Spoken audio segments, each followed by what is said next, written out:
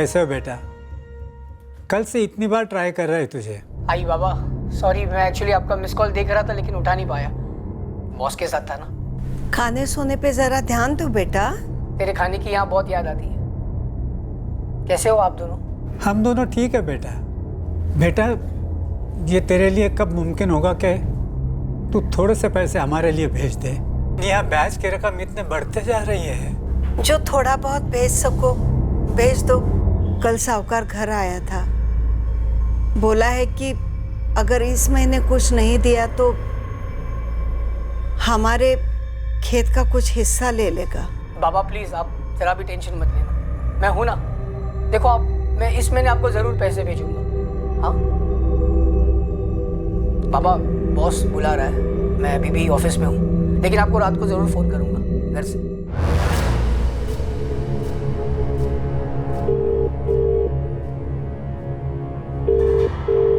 Hello. कल 11:30 बजे Borivali church के बाहर। सच? हाँ काजल, अपना बैग रात को ही पैक कर लेना। हाँ, और मोबाइल फ़ोन घर पे ही छोड़ना। बोरीवली चर्च के ठीक पीछे। आओगे ना? मैं आऊंगी, जरूर आऊंगी।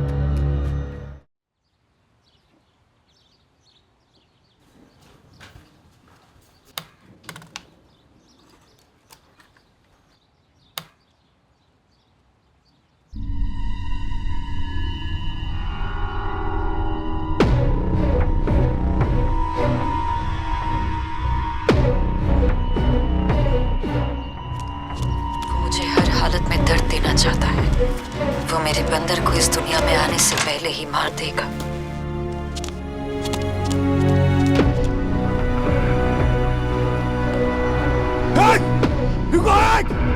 रुको, रुको, रुको, रुको।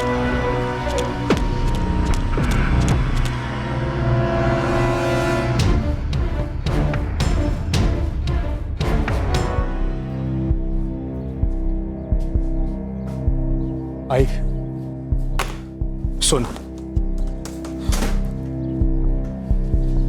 जब मैं घर में न रहूं तो किसी के लिए भी दरवाजा मत खोलना। पहले पूछना कौन है। अगर कोई जवाब न दे या आवाज अनजाने लगे तो दरवाजा बिल्कुल मत खोलना। कल का बिल्कुल नहीं खोलूंगी।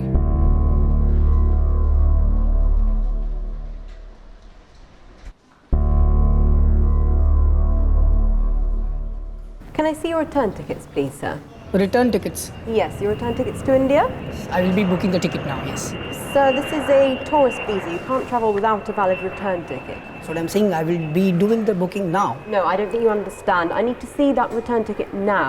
Okay, let me explain. See, I am going back to India and I am going to buy a return ticket. Isn't my visa valid?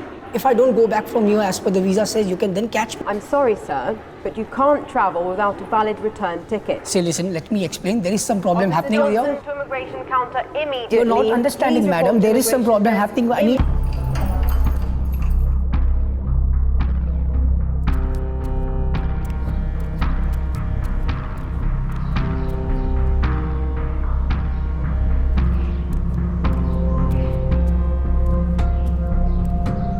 कल रात फिर पीकर पीटा है मुझे, जानवरों की तरह। मैं और नहीं सह सकती। मुझसे तो ये सब सुना भी नहीं जा रहा है काजल। तो मुझे यहाँ से ले जाओ ना। काजल, मुझे थोड़ा टाइम और दे, कुछ इम्पोर्टेंट काम निपटाना, फिर मैं आऊँगा तुम्हें लेने, प्रॉमिस। जल्दी आओ प्लीज।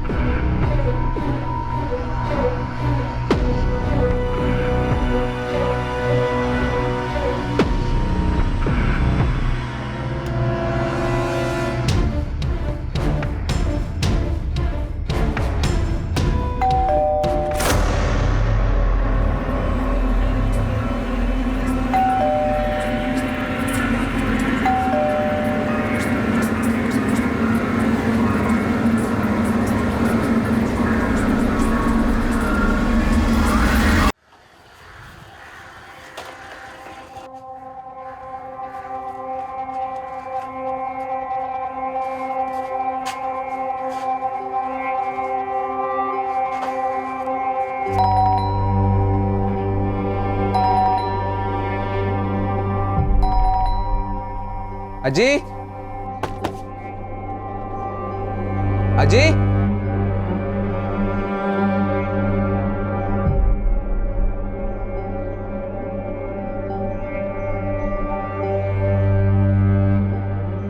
राजन, क्या हुआ है?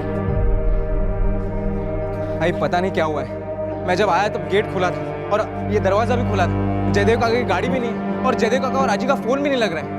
भाई कुछ तो हुआ है। मैं पुलिस को फोन करता हूँ अभी के अभी। अरे तुझे पहले ही करना चाहिए था पुलिस को फोन।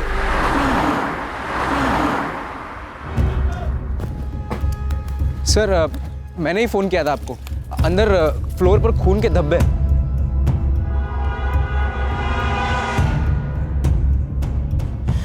राजन, अशोक काका को फोन कर। हाँ करता हूँ। जल्दी मिला।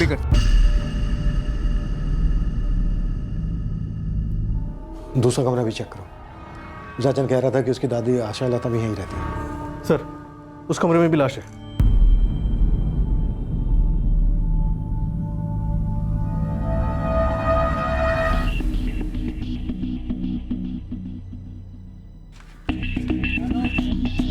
सर मेरे काका जयदेव परांज पे और आजी आशा लता परांज पे, ये दोनों ही रहते थे यहाँ पे। जयदेव काका की शादी नहीं हुई थी। तुमने आखिरी बार कब देखा था इन लोगों को? सर मेरी आई उनके लिए दोनों टाइम का खाना बनाती थी। कल रात को आई डिनर लेके आई थी और आज मैं लंच लेके आया। और रोहिणी जी, कल रात जब आप इन लोगों के लिए डिनर लेकर आए तब सब सही था? जी बिल्कुल, रोज की तरह ही था।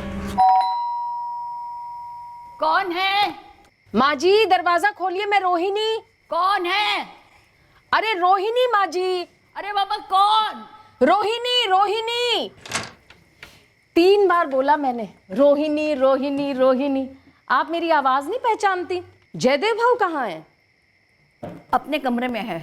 जयदेव भाऊ, मैं खाना लगा रही हूँ। आता नहीं रोनी भाभी, मैं बाद में खा लूंगा। अब माँ को खिला दो। मैंने माँ जी को खाना परोसा और मैं चली गई। रोज जैसा ही दिन था, कुछ अलग नहीं था।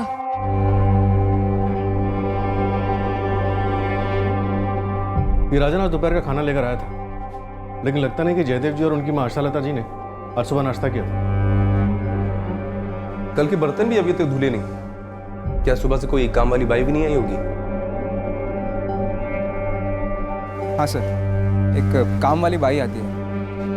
नाव कहती साहब? शायद कविता। वो कॉलोनी के और घरों में भी काम करती है। राजन, तुम्हारे काका जयदेव परांज भाई की गाड़ी का नंबर मालूम है तुम्हें? नहीं सर, गाड़ी के पेपर्स देखने होंगे, शायद अंदर होंगे। ठीक है, अंदर चल के बताओ क्या क्या मिसिंग है, जितना तुम्हें याद है। MH-X149D1 रेड कलर के सेडान कार है। कल रात से लेकर आज सुबह तक के बीच में लेके गए होंगे हत्यारे। अगरकर कॉलोनी और उसके आसपास जितने भी कैमरा हैं, सबके CCTV फुटेज चाहिए मुझे तुरंत। जयदेव काका फोटोग्राफर थे, मगर उनका पूरा कैमरा गियर मिसिंग है। Cameras, lenses, laptop. सर, अलमारी के डोर से 1000 रुपये मिले।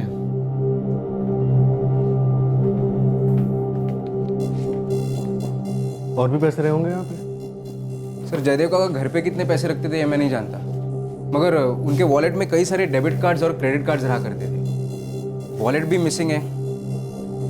तुम्हारे जयदेव काका प्रोफेशनल फोटोग्राफर थे? जी सर, वाइल्ड लाइफ फोटोग्राफर। उन्हें कई सारे अवार्ड्स मिले थे।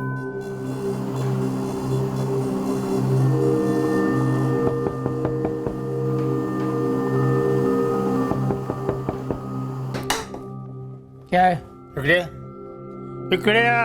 क्या हुआ? ये गाड़ी तुम्हारी है? हाँ, मेरे बॉस की गाड़ी है। 2-3 दिन के लिए इधर ही रहेगी। क्यों, कोई प्रॉब्लम है? ये जगह उनकी है जिनका अपना घर है, भाड़ोत्रियों की नहीं है। क्यों? मैंने गाड़ी लगाई है तो जलन हो रही है। चुप कर, चुपचाप गाड़ी को ले जा, वरना तेरे मालिक पुरोहित को बता दूंगा, फोन कर दूंगा अभी। ठीक है, जो होता है वो कर लेना, ठीक है? मैं किसी के बाप से नहीं डरता और ये गाड़ी नहीं हटेगी। मैं पुलिस को बुलवा रहा हूँ, जब वो टो करके ले जाएगा फिर मत कहना। कल रात को तो हमने ऐसे कोई आवाज नहीं सुनी, लेकिन कोई जोर जबरदस्ती घुस भी जाता तो चिल्लम चिल्ली तो होती ना। हाँ, हमने भी ना कुछ देखा ना सुना, और वैसे भी आशा जी तो कम ही घर से बाहर निकलती थी। हाँ, दूध वाला, पेपर वाला, किसी का तो आना जाना होता होगा जयदेव ट्रांसपे के घर। अब उनके घर कोई आए जाए, हम कहाँ हिसाब रखते बैठेंगे ना मैडम। हमारे घर के काम निपटाते निपटाते ही हमें टाइम नहीं मिलता है। जयदेव जी के यहाँ ना कविता काम किया करती थी, मैंने उसे फ़ोन कर दिया है, अभी आती ही होगी। सर हर रोज़ की तरह सुबह 8 बजे से ड्यूटी पर हूँ। तब से कोठी नंबर 7 से मेरा मतलब है कि परंजबे जी की कोठी से ना कोई आवाज़ आई और ना सर मैंने किसी को आते जाते देखा कि जिस पे शक किया जाए। लोकेश, कल रात को 7:30 बजे रोहिणी जी के आने के बाद जयदेव जी के घर पे और कोई आया था? जी नहीं, मेरी ड्यूटी 8 बजे तक थी सर, तब तक सर कोई भी नहीं आया था। अगर सर कोई आया भी होगा ना तो जो नाइट वाला वॉचमैन नितिन है उसको पता होगा। सर ये नितिन आ गया सर, ये नाइट शिफ्ट पे था सर।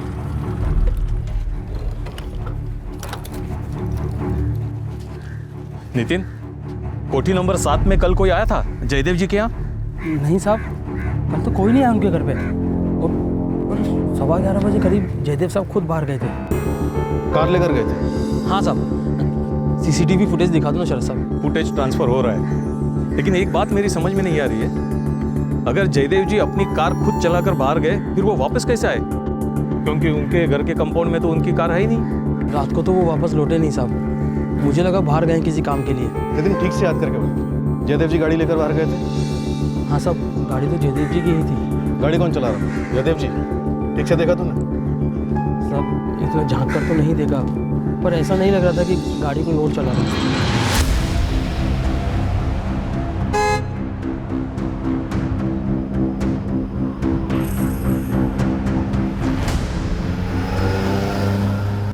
सर ये है सीसीटीवी फुटेज। सर अरे ओ मैडम, जो पूछना इधर ही पूछ लेने का ना, मेरे को और तो घर के काम भी खत्म करने हैं। अरे अपने घर का खाना भी पकाना है मेरे को। ज्यादा टाइम नहीं लगेगा अगर तू कहानी ना पकाए तो। बैठो। अरे मैं कहानी काहे को पकाएगी? हाँ अरे हट हट। मैं किस पे शक कर सकता हूँ सर?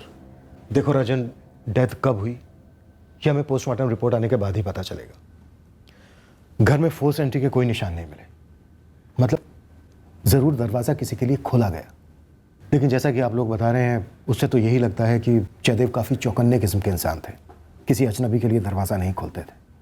तो जाहिर सी बात है उन्होंने किसी जान पहचान वाले के लिए ही दरवाज़ा खोला। अशोक जी, रोहिणी जी, जयदेव पर काफ़ी बेरहमी से वार किए गए। उनकी, आशा लता जी की किसी के साथ कोई दुश्मनी थी? अशोक भाऊ, जयदेव भाऊ और मेरे स्वर्गीय पति नरेश, ये तीनों सगे भाई थे और एक दूसरे के बहुत करीब थे। किसी की किसी से कोई दुश्मनी नहीं थी। अब जयदेव भाऊ का अलग से किसी के साथ कोई मसला हुआ हो तो वो हम दोनों को नहीं पता। क्यों आपको अशोक भाऊ?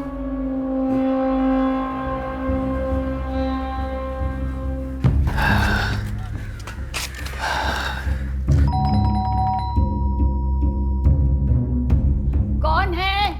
आई अशोक। कौन है? आई तुम्हारा बड़ा बेटा। कौन आई? कौन घर पर नजर रखे हुए है? मुझे ज़्यादा कुछ तो पता नहीं, मगर इन दिनों जयदेव काफ़ी परेशान रहता है। जाते वक्त मुझे 3 बार बोल के जाता है कि बिना आवाज़ पहचाने, बिना ठीक से पहचाने दरवाज़ा मत खोलना।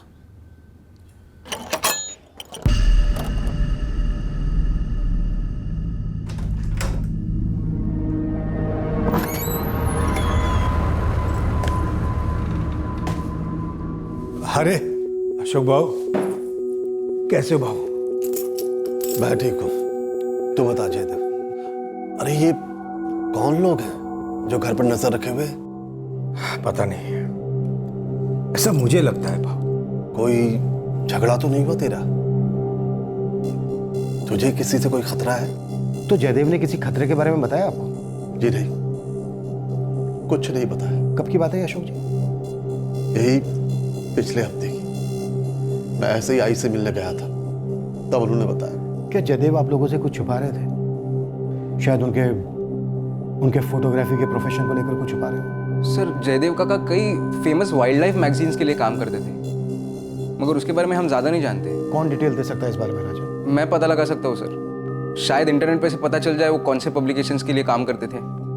सर जयदेव काका का अपनी प्रोफेशन में काफ़ी नाम था।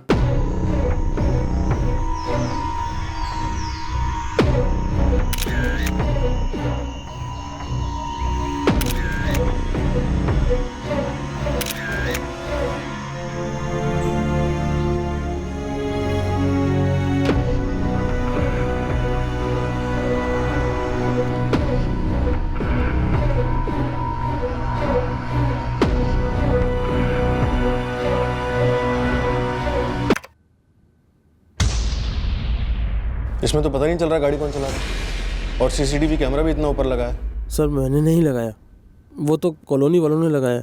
जयदेव जी के बाहर जाने से पहले कोई कॉलोनी में दाखिल भी नहीं हुआ।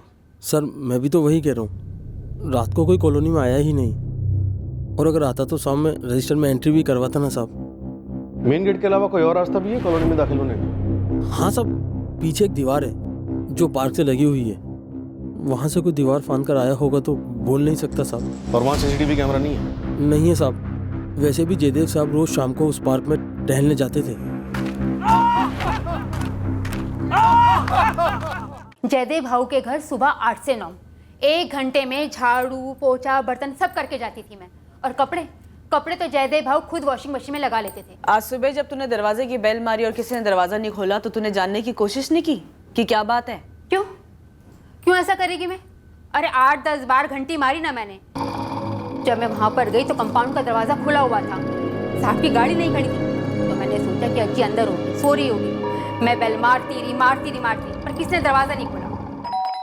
तूने जरा भी जानने की कोशिश की होती ना तो सबसे पहले तुझे पता चलता कि अंदर कुछ गलत हुआ है। मेरे को कैसे पता चलेगा कि अंदर कुछ गलत हुआ है? हाँ आप ही बताइए। और सवेरे मेरे को बहुत जल्दी होती है, 10 मिनट की भी देरी होती है ना तो बूमा बूम मच जाता है। और वैसे भी क्या है ना कि जयदेव भाऊ जब घर से बाहर जाते ना तो अज्जी को 10 बार चिल्ला के बताना पड़ता है कि अज्जी मैं हूँ कविता कविता कविता, 10 बार चिल्लाना पड़ता है। टाइम की बड़ी मारा मारी है मेरे को। शायद टाइम की मारा मारी नहीं, बल्कि तू खून खराबे के कारण अंदर नहीं गई। मंजे?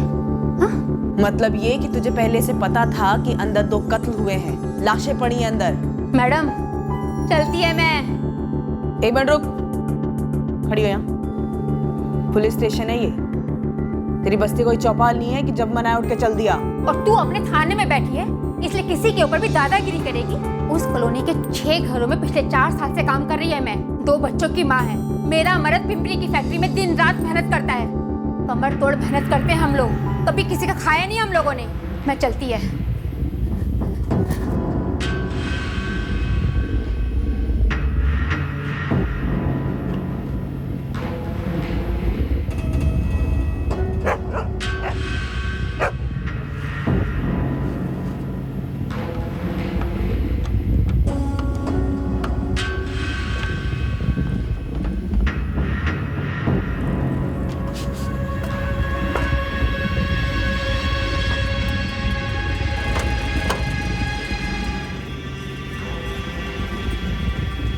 जयदेव प्रांजपे पे 14 वार हुए, वो भी बहुत गहरे वार, छुरे से।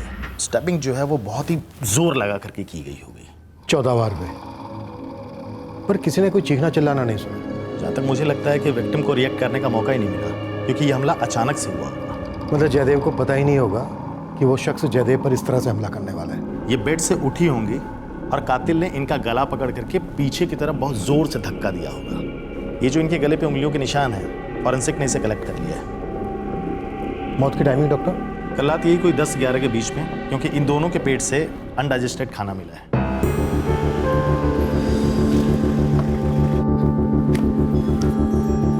सर शहर के सारे एग्जिट पॉइंट के सीसीटीवी फुटेज चेक किए।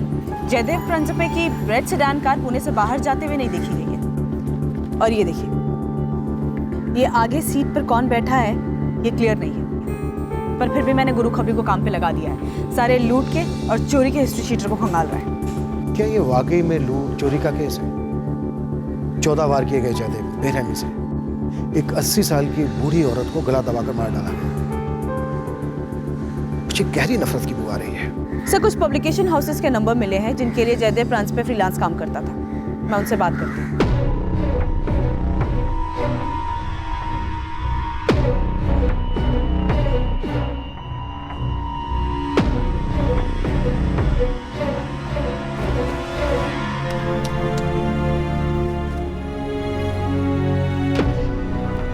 सर ये दीवार फांद कर कॉलोनी से पार्क में आना काफी आसान है। पार्क से ये दीवार फांद कर कॉलोनी में भी जाना उतना ही आसान रहा होगा। सर पार्क रात 9:30 बजे तक खुला होता है, लेकिन पार्क के अंदर जो पहले से होते हैं वो कभी कभार 10 साढ़े 10 बजे तक वॉकिंग करते हैं, बातें करते हैं, लेकिन मैं नियमों के मुताबिक 9:30 बजे के बाद किसी को अंदर नहीं आने देता। ये आदमी जयदेव प्रांजपे रोज शाम को पार्क में वॉक करने के लिए आते थे, ऐसा बताया गया। सब आते जाते देखा तो है, नाम मालूम नहीं था। ये फोटो रख अपने पास। शाम को पार्क में जो भी वॉक करने के लिए आते हैं सबको देखा। जयदेव प्रांशु को जो भी जानता हो सबका नंबर ले और मुझे इस नंबर पे कांटेक्ट कर। जी मैंने अखबार में जयदेव के बारे में पढ़ा, काफ़ी शौक लगा मुझे जानकर। बड़ा ही अच्छा इंसान था, जेम ऑफ अ पर्सन और एक बेहतरीन फोटोग्राफर भी। जयदेव प्रांजपे के मर्डर के साथ साथ उनका कैमरा, लेंसेज, लैपटॉप और पेन ड्राइव सब मिसिंग है। किसी प्रोजेक्ट या असाइनमेंट पे काम कर रहे थे क्या वो? आपका मतलब कोई ऐसा काम जिससे उसकी जान को खतरा हो? जी हाँ। देखिए मैडम, जयदेव प्रांजपे सिर्फ एक वाइल्ड लाइफ फोटोग्राफर ही नहीं था। इसके अलावा भी जयदेव जंगल में पेड़ों के काटे जाने और सॉइल इरोजन जैसे इश्यूज पर आर्टिकल्स लिखता था। इन सब चीजों को लेकर किसी लैंड या सैंड माफिया से कोई अनबन या किसी पॉलिटिकल ग्रुप के साथ ऐसा कुछ था? देखिए मैं पक्का तो नहीं बता सकता, हमारे किसी आर्टिकल या फीचर के कारण आज तक तो ऐसा हुआ नहीं है। लेकिन जयदेव तो एक फ्रीलांसर था, वो दूसरी मैगजीन्स और ऑर्गेनाइजेशंस के लिए भी काम करता था। जयदेव काफ़ी परेशान और अपसेट थे इस बात को लेकर कि कुछ रईस पावरफुल लोग जंगल की ज़मीन है अपने लैविश रिजॉर्ट्स खड़े करने के लिए हथियार रहे थे। मिस्टर बिनॉय कौन थे वो लोग? कुछ डिटेल में बता सकते हैं आप? पता करना पड़ेगा मैम, बात करनी होगी कुछ लोगों से। मेरी लास्ट मुलाकात जयदेव से किताबों की एक दुकान में हुई थी। वो लॉ की कुछ किताबें खरीद रहा था। क्या किसी पे कोई केस करने वाले थे या जयदेव जी पे किसी ने केस किया था कोई? डिटेल तो मुझे पता नहीं मैडम। एक्चुअली जयदेव को जंगलों की जमीनों पर हो रहे अतिक्रमण की चिंता थी, वो इसे रोकने के लिए कुछ करना चाहता था। मिस्टर मुखर्जी, हमारे लिए जानना बहुत जरूरी है कि वो किसके साथ भिड़ गए थे इस मसले को लेकर। आप प्लीज अपने सर्कल में बात कीजिए। रोहिणी, एक सवाल उठ रहा है दिमाग में, एक शक ही समझो। क्या वो हमसे बदला ले रही? अशोक भाऊ, क्या कह रहे हैं आप? अगर वो इन सब के पीछे है तो आपको लगता है कि हमारी बारी भी जल्दी आएगी? पता नहीं। अगर वो बदला ले रही है तो उसने जयदेव को क्यों मारा? उसका सबसे ज्यादा गुस्सा तो आई पर था ना, हम पर था ना। पर उसे हमारी बातों और फैसले का पता कैसे चला होगा? बाबा, आपने काकी से वो बात पूछी ही नहीं जो आप पूछने वाले थे। ऐसे कैसे सीधे सीधे रोहिणी से पूछता? नीलम बेटा, ये नहीं हो सकता। और कौन हो सकता है बाबा, जिसके लिए इतनी रात गए जयदेव काका बेझिझक दरवाजा खोलते?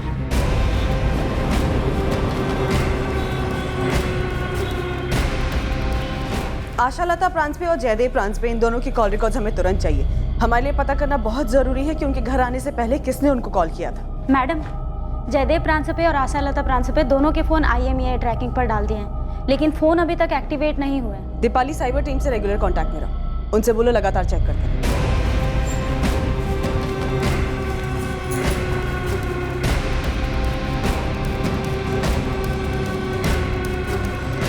सर, हिस्ट्री शीटर से पूछताछ हो रही है। ये जो कैमरे और लैपटॉप चोरी हुए हैं, कहीं इनमें तो कोई राज नहीं छुपे हुए या कोई आपत्तिजनक चीज छुपी हुई इसमें? ये एंगल भी है हमारा, पर अभी तक कुछ ठोस नहीं उभरा है। सर, ये जयदेव और उसके बड़े भाई अशोक के बीच एक मंझला भाई भी था, नरेश, जो ऑफ हो गया। राजन के पिता, रोहिणी के पति। और सर, जो ये कोठी थी जिसमें जयदेव और उसकी माँ आशालता रहते थे, वो पुश्तैनी है। जायदाद का मामला, फैमिली मेंबर, कुछ हाथ लगाते रहे? अभी लगा नहीं है, लेकिन मेरे दिमाग में गणित चल रहा है सर। ये जयदेव किसी भी अजनबी के लिए दरवाज़ा नहीं खोलता था, तो अब इतनी रात गए कौन आ सकता है उसके घर? वैसे दो ही लोगों का ज़्यादा आना जाना था, जयदेव की भाभी रोहिणी या उसका भतीजा राजन।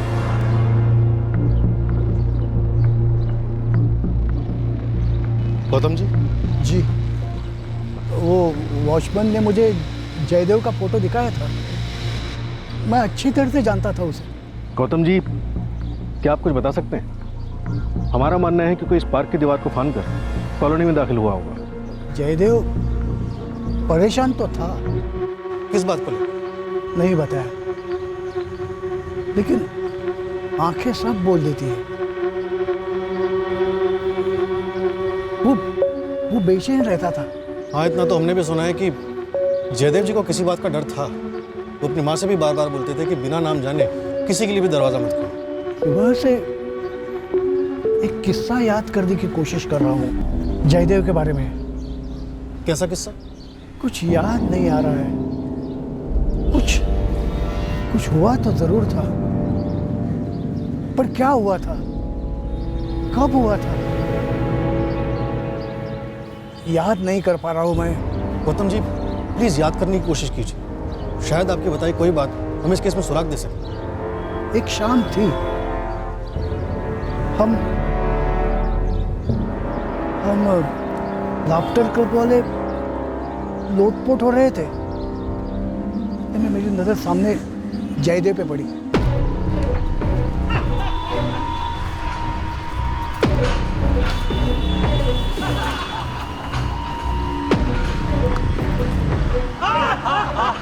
मैंने पूछा उसको इतना परेशान क्यों है, और वो बात टालता गया। क्या उन्होंने कभी लैंड माफिया या जंगल माफिया का जिक्र किया आपसे, जिसके खिलाफ वो लिखा करते थे? मुझे अपने दिमाग पे जोर देना होगा। कुछ था जरूर, पर मुझे याद नहीं आ रहा है। देखो मैडम जी, मैं बोलने को तो बोल दूंगी, लेकिन मेरा नाम नहीं आना चाहिए, नहीं तो लोग कहेंगे कि भाग्यश्री चुगली करती है। निश्चिंत रहो तुम, तुम्हारा नाम नहीं आएगा।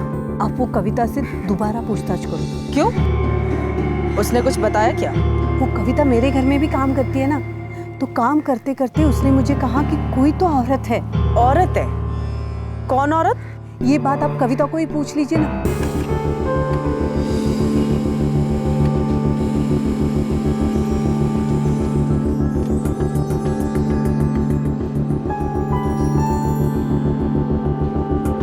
जयदेव और आशालता जी दोनों के फोन रिकॉर्ड चेक किए, उस रात दोनों में से किसी को कोई कॉल नहीं आया। सर उस दिन जयदेव को आखिरी कॉल शाम 4:30 बजे आया था मुंबई से। मैंने बात की तो बोला जयदेव का कोई दोस्त है। उसके बाद जयदेव के फोन पर कोई भी कॉल नहीं आया। यानी जो भी आया बिना बताए अचानक से आया होगा और बेल बजाई होगी। और जयदेव ने शायद अपनी आदत से विपरीत दरवाजा खोला होगा, पर दरवाजा खोलने से पहले आई होल से तो जरूर झांका होगा।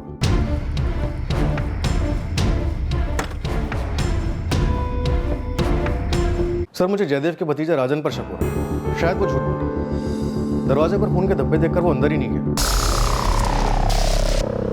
मुझे तभी डाउट हुआ, शायद उसकी मां रोहिणी भी मिली हुई, शायद कोठी का कोई मामला, या शायद जयदेव के बड़े भाई अशोक भी शामिल। उनके हाव भाव दुख से ज्यादा टेंशन के लग रहे थे। हो सकता है इन लोगों ने मिलकर कोई झूठी कहानी रची। और वो नौकरानी कविता, वो भी तो शामिल हो सकती है। कह रही है कि उसने बार बार बैल बजाई, 10 मिनट तक दरवाजे के बाहर खड़ी रही, फिर भी उसको पता नहीं चला कि दरवाजा खुला हुआ है। कौन सी औरत की बात की थी मैं, और किसने बताया तुमको? एक पति का माँ, वरना बुलाऊंगी अभी तेरे आदमी को, तेरे बिरादरी के सारे लोगों को, उसके बाद सबसे पूछताछ होगी। अब तू देख ले कि क्या करना है। आदमी को बीच में क्यों लेकर आती हो? हाँ, तो फिर औरत का नाम बोल। मेरे को उस औरत का नाम तो नहीं पता, मैंने तो बस ऐसे ही बोल दिया था कि उस औरत से पूछताछ करनी चाहिए। इस औरत से? अरे वही औरत जो जयदेव भाऊ को फोन किया करती थी। जब मैं जयदेव भाऊ के घर काम करती थी तो मैंने कई बार देखा कि जयदेव भाऊ को कोई फोन आता था, और वो पक्का किसी औरत का था। तुझे कैसे पता होता था कि औरत का ही फोन है? मैं एक औरत है, आदमी की आवाज और उसकी हंसी दोनों से पहचान जाती है।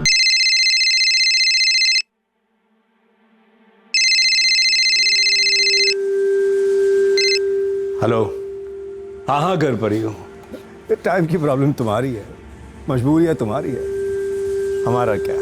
वैसे तो जयदेव भाऊ किसी से सीधे मुंह बात नहीं करते थे। अरे हंसना मुस्कुराना तो बहुत दूर की बात है, लेकिन जब उस औरत का फोन आता था तो जयदेव भाऊ का थोपड़ा एकदम गुलाबी हो जाता था।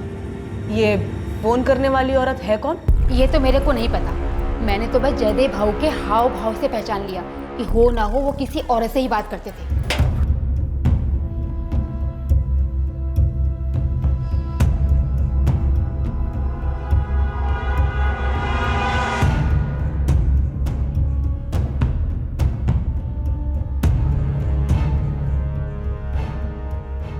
कैसे हो बेटा?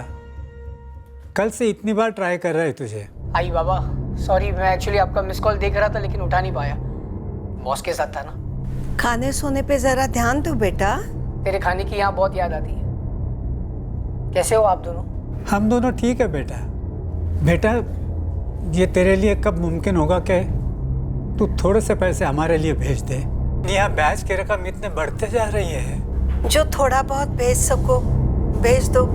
कल साहूकार घर आया था, बोला है कि अगर इस महीने कुछ नहीं दिया तो हमारे खेत का कुछ हिस्सा ले लेगा।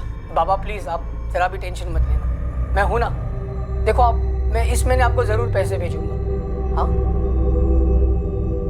बाबा, बॉस बुला रहा है, मैं अभी भी ऑफिस में हूँ, लेकिन आपको रात को जरूर फोन करूंगा घर से।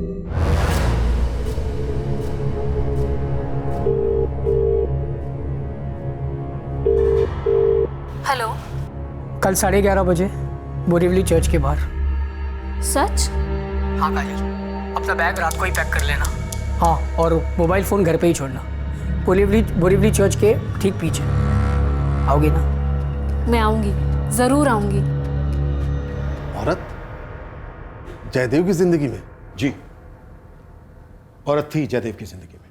मुझे नहीं मालूम, और अगर कोई औरत थी भी तो ये जयदेव की निजी बात है, उसने मुझे नहीं बताया कभी। अशोक जी, आप तीनों भाइयों के बीच पुश्तैनी कोठी को लेकर खटास थी। खटास? जी, थी ना खटास आप लोगों के बीच? कोई खटास नहीं थी हम लोगों के बीच। मेरे पति नरेश के गुजर जाने के बाद उनके दोनों भाइयों ने, जयदेव भाऊ और अशोक भाऊ, उन्होंने बहुत अच्छा व्यवहार किया हमारे साथ। रोहिणी जी, मैं कोठी के बंटवारे को लेकर बात कर रही हूँ, उसे तो लेकर खटास थी? नहीं, कोई खटास नहीं थी। हमारी आई चाहती थी कि जब भी पुश्तैनी कोठी बेची जाए उसके 3 बराबर हिस्से, और ये बात हम तीनों भाइयों को मंजूर थी। और अब सिर्फ 2 होंगे। जयदेव का परिवार तो है नहीं जो उसके हिस्से पर हक जताता। बचे मेरा और नरेश का परिवार, तो जाहिर है 2 ही हिस्से होंगे। और आप कहना क्या चाहते हैं? आप बोलिए। आप ये कहना चाहते हैं कि मैंने ना अपमान करेंगे आप हमारा सर? आप ये कह रहे हैं कि हम लोगों ने जयदेव काका को? जयदेव मेरा सगा भाई था। अशोक जी, मैंने तो ऐसा कुछ कहा ही नहीं, और ना ही ऐसा कुछ पूछा। मैं सिर्फ जयदेव और आशा लता जी के कत्ल की वजह जानने की कोशिश कर रहा हूं। हम ये जानना चाहते हैं कि निशाना जयदेव और आशा लता जी दोनों थे, या फिर दोनों में से कोई एक था और दूसरा बेवजह मारा गया। कत्ल और मकसद का पता लगाने के चक्कर में आप रिश्तों को नजरअंदाज नहीं कर सकते, लोगों की गरिमा के साथ खिलवाड़ नहीं कर सकते हैं। सर, ये प्रॉपर्टी वाला एंगल आपने अपनी खामियां छुपाने के लिए लाया ना, मैं सब समझता हूँ। राजन, हम ये नहीं समझ पा रहे हैं कि उस रात तुम्हारे जयदेव काका ने किसके लिए दरवाजा खोला होगा। तो जाहिर सी बात है, दरवाजा उन्होंने किसी जान पहचान वाले के लिए ही खोला होगा। उनकी जान पहचान में कौन कौन है? तो अब आप मुझ पर इल्जाम डाल रहे हैं, या मेरे आई पर, या अशोक काका पर, या आपके हिसाब से हम सब ने मिलकर ये प्लान किया था? सर, अगर ऐसा है ना तो एक छोटी सी डिटेल आप मिस कर रहे हैं। मेरे पास जयदेव काका की कार मिलनी चाहिए ना, वो मिली आपको? सब पता चलेगा, पता चलेगा राजन। पहले तुम हमें बताओ, और कौन जान पहचान वाले हैं तुम्हारे जयदेव काका के जिन्होंने उन पर इस तरह से हमला किया कि उन्हें रिएक्ट करने का मौका ही नहीं मिला? पहले आप बताइए सर, जयदेव काका के काम से रिलेटेड कोई इन्फॉर्मेशन मिली आपको? मतलब लैंड माफिया, जंगल माफिया? नहीं। इसलिए आपको मैं मिला। With all due respect sir, एक बात प्लीज समझ लीजिए, ना मैं ना परांज पे परिवार से कोई भी जयदेव काका और आजी के मर्डर में इन्वॉल्व है। सर, वो हमारे घर के लोग थे, और आपकी ड्यूटी बनती है कि आप हमें न्याय दिलाएं, ना कि हम पर ब्लेम डालें।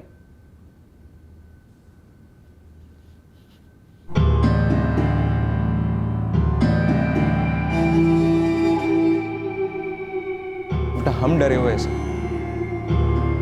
पहले उसने जयदेव काका और आजी को मार डाला, और अब शायद हमारा नंबर होगा। क्यों डर लग रहा है तुम लोगों को? कोई क्यों मारना चाहेगा तुम्हारे पूरे परिवार को? ऐसा कुछ हुआ है? और ये बात तुम लोगों ने हमें पहले क्यों नहीं बताई? क्योंकि उस औरत के साथ अब हमारा कोई संबंध नहीं। मेरे पिताजी जयदेव काका और अशोक काका ने उनके साथ सारे संबंध तोड़ दिए थे। किस औरत की बात कर रहे हो तुम राजू? क्या वो हमसे बदला ले रही है? अगर वो इन सब के पीछे है तो आपको लगता है कि हमारी बारी भी जल्दी आएगी?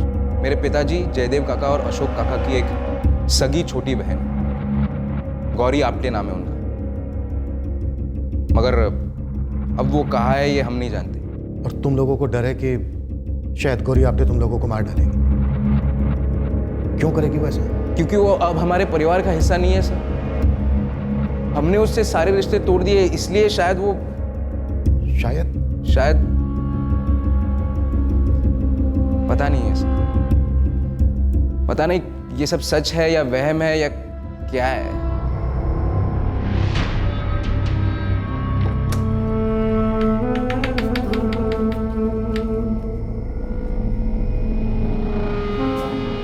कैसे जयदेव भाई? साजन, तुम्हारे पूरे परिवार ने गौरी आप्टे के बारे में हमसे छुपाया, इसका कोई खास कारण? सर उनके बारे में आप आइए अशोक काका से पूछिए। मैं उन्हें आखिरी बार 20 साल पहले मिला था, उसके बाद आज तक मैंने उन्हें देखा भी नहीं।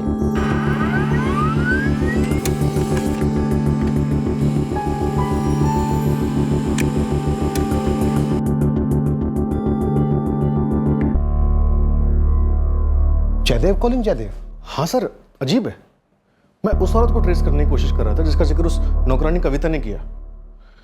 ये एक नंबर मिला जिससे जयदेव परांजपे की लगातार बातें होती थी। मुझे लगा ये वही औरत होगी जिसका जिक्र नौकरानी ने किया था।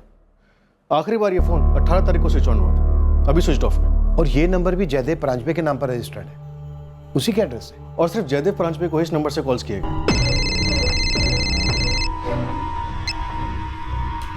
हेलो, इस बंदे को इसके नंबर के रजिस्टर्ड एड्रेस से ढूंढना तो आसान नहीं होगा, क्योंकि वो एड्रेस तो जयदेव परांजपे का ही एड्रेस है। सर एक ही तरीका है, इस नंबर को ट्रैक करने के लिए इसकी पिन पॉइंट लोकेशंस को ट्रेस करना है, जहां से कॉल्स किए गए या फिर रिसीव हुए। या जिस मोबाइल में सिम कार्ड एक्टिव था उस मोबाइल की IMEI को ट्रैकिंग पे डाल सकते हैं। हो सकता है कोई दूसरा सिम उसमें एक्टिव है।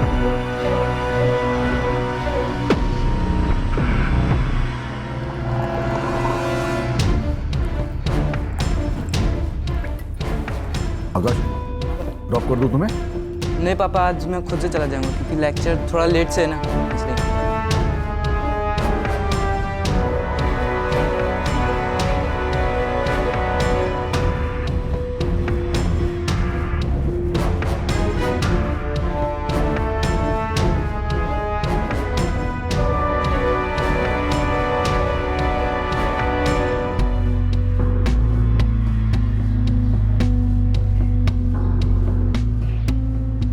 हम कहाँ जा रहे हैं? तुम्हारे नए घर। और कहाँ है मेरा नया घर? पुणे में। जो मेरा घर था वो आज से तुम्हारा।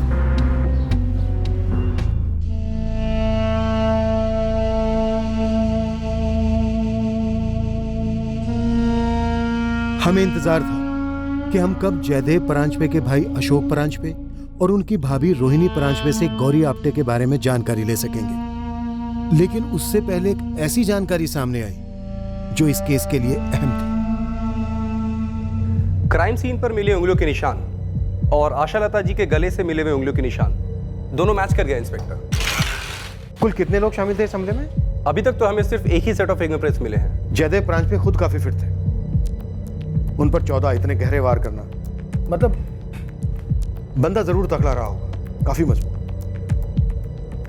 अमित, आर यू श्योर इस एक बंदे के अलावा किसी और के फिंगरप्रिंट्स नहीं मिले? हम श्योर है सर, लेकिन एक पॉसिबिलिटी है। हो सकता है कि इस हद तक प्लानिंग की गई हो कि दूसरा साथीदार ग्लव्स पहन के ऑपरेट कर रहा था।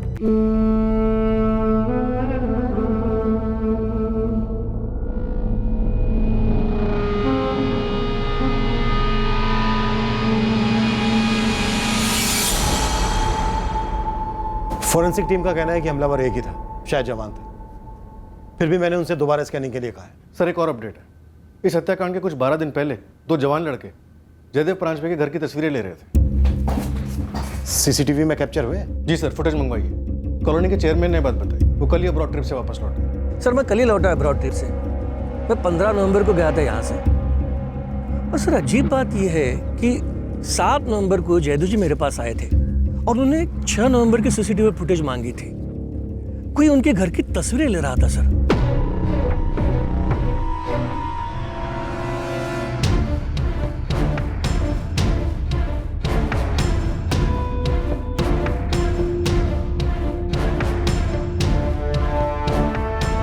ये 2 थे जयदेव जी? बिल्कुल यही 2 थे। मैंने इनको आवाज भी लगाई तो ये भाग गए। फिर मैं तुरंत वॉचमैन लोकेश को पूछने गया, वो केबिन में था ही नहीं। अरे उसने तो इन दोनों को ना आते देखा है ना जाते। सर उस समय इस बात पे इतना ध्यान नहीं दिया था, इतना सीरियस नहीं लगा था तुम्हें। हमें CCTV की फुटेज तुरंत चाहिए वसुदेव। पूरी कॉलोनी में फोटो घुमाई, पर कॉलोनी में तो किसी ने भी इन दोनों लड़कों को नहीं पहचाना। गुरु खबरी से कहो कि पता लगा ये दोनों लड़के कौन हैं। कहीं इनका कोई क्रिमिनल रिकॉर्ड तो नहीं है? अशोक जी, रोनी जी आ रहे हैं? Yes sir. वैसे सर जब उनसे फोन पे बात हुई तो उन्होंने इतनी हिंट दी कि उनकी जो छोटी बहन गौरी आप्टे 20 साल पहले उसकी किसी से शादी हुई, फिर उसने उसे छोड़ दिया किसी दूसरे के लिए, धोखा दिया।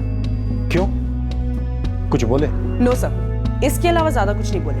मैंने सोचा यहाँ आ जाएंगे तो डिटेल में बात हो जाएगी।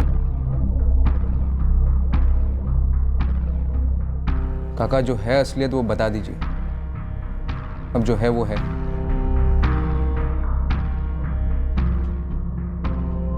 केस के इस पड़ाव पर हमारे हाथ में कुछ भी ठोस नहीं था। ना कत्ल का मकसद, ना इस बात की भनक कि हमलावर कौन हो सकता है, ना ही इस जुर्म की मोडस ऑपरेंडी पर कोई रोशनी पड़ रही थी। हमारे पास जानकारी के बस छोटे छोटे टुकड़े थे, मानो वो किसी आरा पहले किसी जिक्सो पजल के हिस्से थे, लेकिन वो सारे टुकड़े अभी जुड़ने बाकी थे।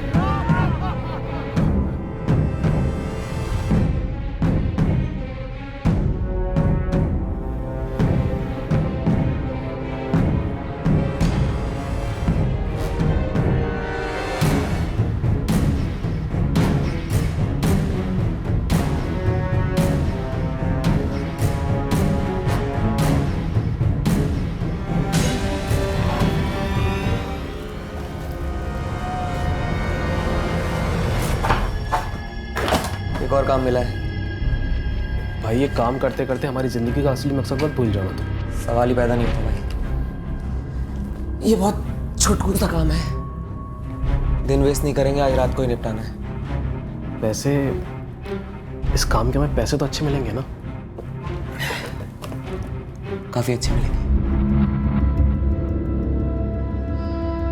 केस के इस पॉइंट तक हमारी तरफ से हुए सिर्फ 2 असेसमेंट सही साबित होने वाले थे। पहला ये कि हमलावर पार्क की दीवार फांदकर जयदेव परांजपे की कॉलोनी में दाखिल हुआ, और दूसरा ये कि हमलावर कोई जवान लड़का था।